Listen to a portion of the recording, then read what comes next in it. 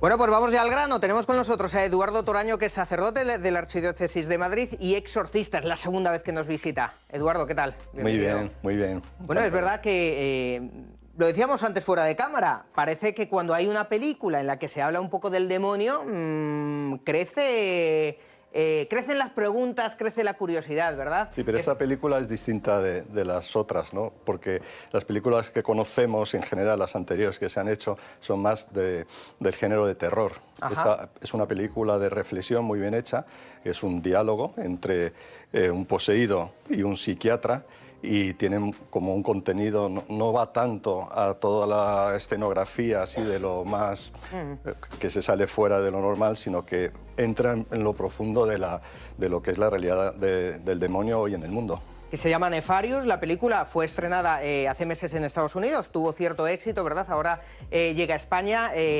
¿Usted la ha visto? ¿Es verdad, más o menos? ¿Es así como suceden las cosas? Parte de una ficción, porque se trata de, no quiero destriparla, pero bueno, se trata de un poseído que pues es un asesino múltiple, ¿no? Entonces está condenado y va a pasar como, pues, está condenado a cadena perpetua, entonces un psiquiatra tiene que hacer una valoración. Entonces, la ficción está en que el demonio no puede tomar la voluntad de una persona de tal manera que la transforme en un asesino múltiple, ¿no? Cuando el demonio posee, lo que hace es tomar la parte psicoafectiva, o sea, lo que es, y la física, ¿no? O sea, toma el cuerpo, pero lo toma en momentos concretos, o sea, no arrebata a la persona y no puede interferir en la voluntad, y o sea, no le puede quitar la libertad, ¿no? Claro, que es aquí un poco lo que se ve, ya lo verán ustedes cuando vayan al cine, pero además, claro, es un diálogo, decíamos, una película que es hora y pico, prácticamente es un diálogo, ¿verdad?, entre este psicólogo, este psiquiatra y el condenado, el asesino poseído. Hace unos días el Papa decía que con el diablo, que con el demonio no se puede dialogar, lo dijo muy claro. Exacto. Me parece que fue la semana pasada. Dijo, siempre gana. Sí, hay que tener mucho cuidado. Ciertamente, yo creo que lo que más destacaría de la película es cómo muestra cómo el demonio actúa en el mundo, y muchas veces actúa de manera oculta, ¿no? Porque las formas de actuación del demonio como más extraordinarias, ¿no?, que pueden ser más llamativas o espectaculares, como una posesión, eso no es lo común. Lo frecuente es que él actúa en el mundo, ¿no? Alguna vez, en algún exorcismo, el demonio dice, yo soy el dueño del mundo, ¿no? Y mi gran victoria es la destrucción del hombre, mi gran victoria es el aborto, ¿no? Por ejemplo, eso lo he escuchado alguna vez, ¿no? ¿Por qué? O sea, la gran victoria del demonio es destruir a la persona, porque no puede destruir a Dios, y eso aparece en uno de los diálogos de la película. Como no puede destruir, es como el cónyuge que asesina al hijo del otro cónyuge con el que ha tenido un conflicto para hacer daño, ¿no? No puede hacer daño a su esposo o a su esposa, pero directamente, o hace más daño matando al hijo. Eso es lo que hace el demonio, ¿no? Quiere destruir a la criatura porque no puede hacer nada contra Dios. Su acción es, por tanto, perversa y malévola. Decíamos, hablábamos de este diálogo, nos está explicando usted un poco cómo es el tema, pero me acuerdo que también hace unos meses, cuando nos visitó, hablaba usted de distintos tipos, no sé, de afectaciones, no sé si lo digo bien. De actividad, podríamos decir. Actividad. De acción de Satanás. ¿Y cuáles son exactamente? O sea, podríamos distinguir... Porque me acuerdo que fue muy interesante, sí, porque es verdad que nosotros conocemos, bueno, la posesión diabólica, claro, pero hay muchos grados. Mucho, eso es. Hay muchos grados y muchas formas. La forma ordinaria de acción del demonio es la que pasamos todos, la tentación, ¿no?, que es universal y todos somos tentados.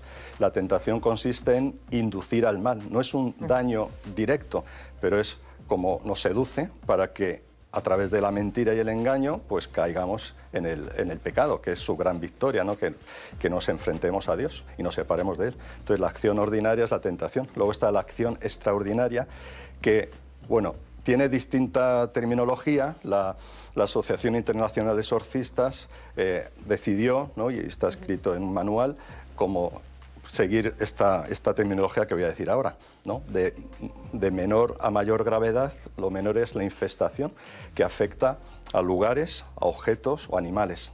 ¿no?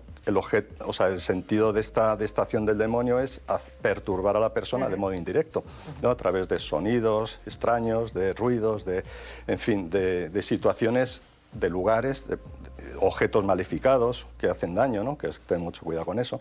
Por lo tanto, eso es la infestación.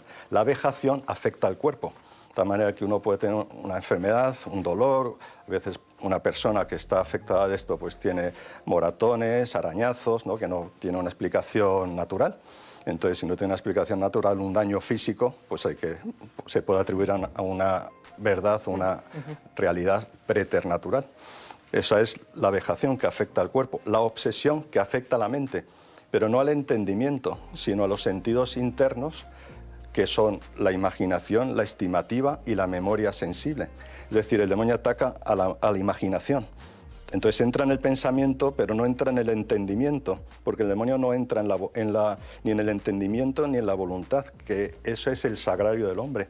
El alma y la conciencia, el sagrario del hombre. Entonces, el demonio no puede, pero sí entra en la mente, interfiriendo en los pensamientos a través del sentido interno, de la imaginación y de la memoria sensible. Y por último, la posesión, que lo que hace es, pues eso, tomar el cuerpo de la persona, afecta este aspecto psicofísico, pero ¿qué pasa? Que, o sea, no le toma siempre, sino que en algunos momentos la persona se ve afectada, y sobre todo cuando hay una oración muy fuerte, ¿no? En un exorcismo, pero también hay personas que reaccionan en un santuario, en un momento fuerte de oración, ¿no? Donde hay mucha presencia de Dios, pues ahí salta el demonio. ¿Y qué pasa? Que habla, mira, actúa en vez de la persona. Entonces, la mirada penetrante, la mirada de odio es espeluznante, ¿no? Y claro, entonces ahí se manifiesta con violencia, que son signos de posesión, ¿no? Una violencia extrema, incontrolable, ¿no? Yo conocí a un chico que era capaz de subir un contenedor así, ¿no? En momentos así de arrebatado por la presencia maléfica, ¿no? Entonces, posee el cuerpo de tal manera, pero esta es la forma más grave, ¿no? Pero puede haber muchas otras. Pero la peor de todas es la acción del demonio, que aparece muy clara en la película, ¿no? En la cultura de muerte, ¿no? Que nos engaña haciéndonos creer, ¿no? Que somos libres, que es la gran clave, a mi modo de ver, como el centro de la película, ¿no?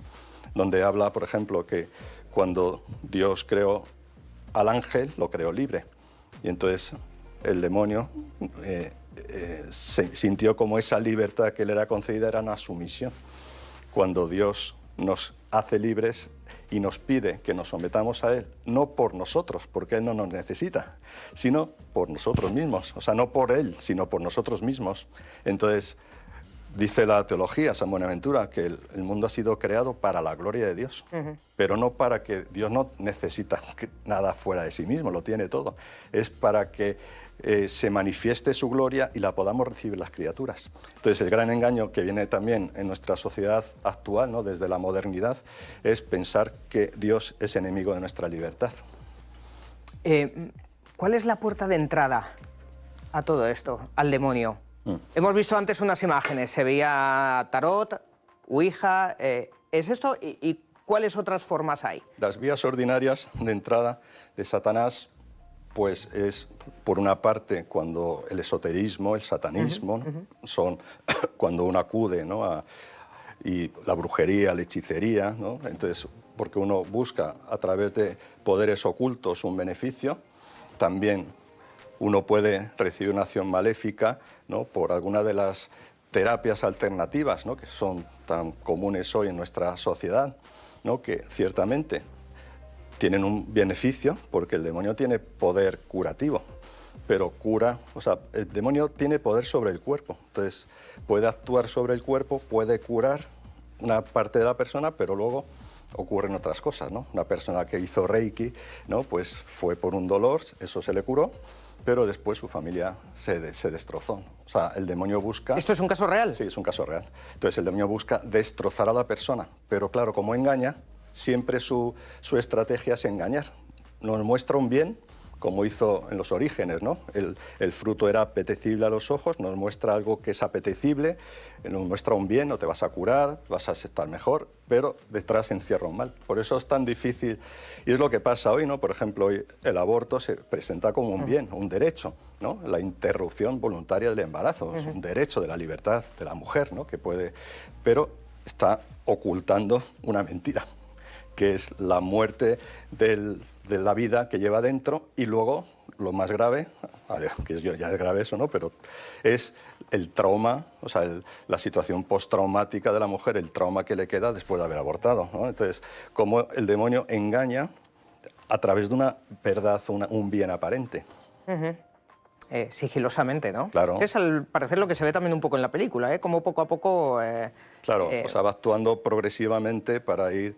Y también, a veces también ocurre, no por responsabilidad propia, sino por responsabilidad ajena, es decir, que un daño que otro te hace, lo cual es más misterioso, ¿no? Por eso es importante estar bien protegidos. Estar bien protegidos... ¿Y cómo? O sea, como yo, para que no me hagan... Yo, si fuera un personaje importante, pues llevaré un guardaespaldas para que no, no atentaran contra mí, ¿no? Pero, entonces, si tú tienes un buen guardaespaldas, te protege, ¿eh? Pero si no lo tienes, te pueden hacer daño el enemigo. Entonces, así como puede pasar esto en el mundo físico real, pues en el mundo espiritual, la protección espiritual pues viene dada por los medios ordinarios de vida cristiana, ¿no? La oración, los sacramentos. De hecho, en la película aparece en un momento como los que no están bautizados pues también están más... Uno de los chicos que he tratado, unas personas que he tratado, que no, que hizo un proceso de conversión, ¿no? Hizo un proceso de conversión y bueno, y gracias a que el demonio se hizo presente en su vida, sobre todo a través de vejaciones y obsesiones, pues vino a la iglesia. No estaba fuera de la iglesia, vino a la iglesia, no estaba bautizado, hizo un proceso maravilloso, se ha bautizado, o sea, vamos, ha hecho los sacramentos de iniciación cristiana, o sea, todo el mal, al final, Dios lo puede revertir en un mayor bien. Entonces, permitiendo este mal, Dios saca un mayor bien. Y los mayores bienes que saca, el mayor bien es este, el de la conversión y también el de la sanación. La Iglesia la Iglesia es instrumento de sacramento de salvación. Y es una pena que no seamos conscientes que a veces quede relegado este tema como en lo oculto, ¿no? O por miedo a lo que, bueno, pues esto, por a tergiversación que a veces se trata. O sea, es una pena que no se introduzca en la pastoral ordinaria de la Iglesia el tratamiento de estos temas para que las personas se vean acogidas en su sufrimiento. Ah, esto me interesa. ¿Y cómo podría hacerse? ¿A través de una pastoral especial? ¿Cómo?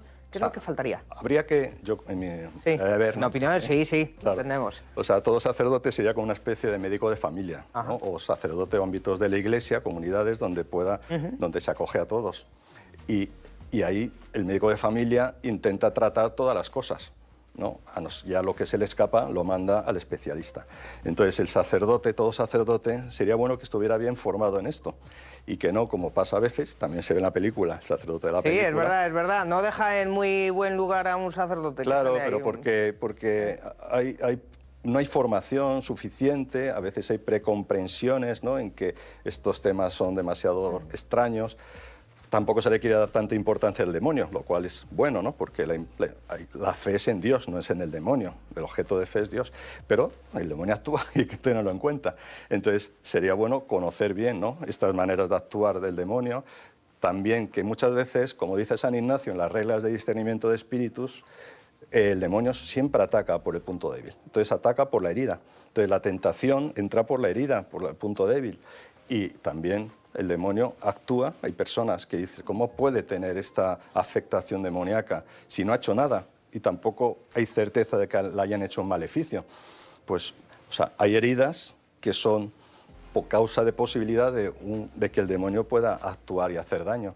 Entonces, que los sacerdotes o las comunidades cristianas puedan ver este tema como algo más natural, ¿no? Como algo más natural, y conocer el corazón humano, saber que el mal entra por el daño de la naturaleza humana, que entra por el pecado, pero también por la naturaleza herida, ¿no? Y las heridas, todos estamos heridos, tenemos carencias, hemos podido tener traumas, situaciones, y el demonio utiliza eso, ¿no? Para entrar y ahí hacer daño. Por eso es muy importante cuando tratamos a las personas que tienen una cuestión, alguna afectación, también las tratamos completa, ¿no? Como ir a la raíz.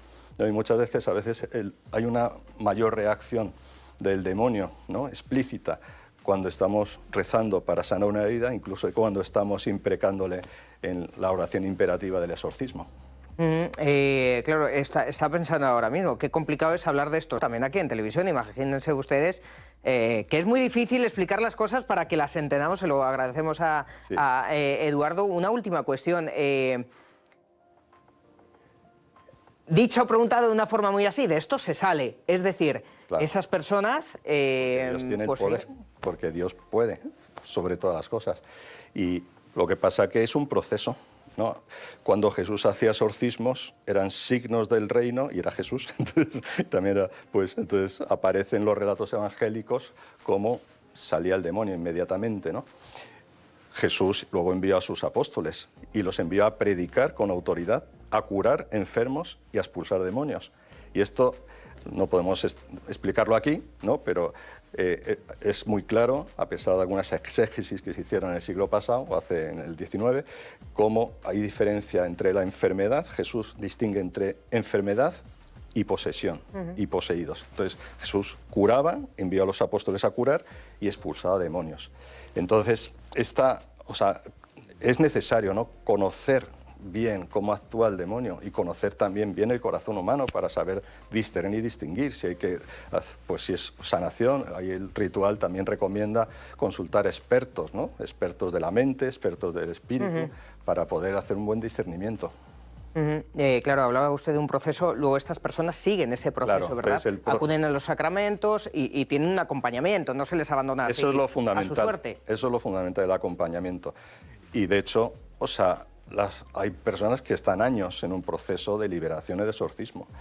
Muchas salen, otras están saliendo, pero la mejora, es el cambio que se opera en la persona. Y además, los que tienen estas experiencias preternaturales del mal, también tienen experiencias preternaturales del bien. Entonces también pues tienen experiencias de los santos, de la Virgen, de Jesús, o sea que están como en otro nivel. Es como una lucha, ¿no? En definitiva, entre el bien y el mal. Es una lucha. Es así. Y están como en otro nivel distinto al nuestro, ¿no? Pero claro, para mí lo radical que se ve en la película es como ver cómo en nuestro mundo está actuando el demonio y no nos damos cuenta. No, la verdad es que la película, como digo, es impresionante. Eduardo, gracias. Eduardo Toraño, que es sacerdote de la Archidiócesis de Madrid, es exorcista, y es verdad que amablemente siempre cuando le llamamos por teléfono necesitamos que nos explique estas cosas, a raíz sobre todo de la curiosidad que se despierta con este tipo de películas o series. Bueno, pues rápidamente nos dice que sí, se lo agradecemos mucho, porque como digo, pues yo creo que tenemos que saber estas cosas también, los propios católicos, que nos falta esa formación, no solo los sacerdotes, también los católicos. Es importante que se vea de modo equilibrado, ¿no? Porque junto con esta acción también está la responsabilidad personal, entonces verlo equilibradamente es un reto. Bueno, pues muchas gracias de verdad por haberse acercado este domingo a la Iglesia. Gracias. Gracias. Como siempre.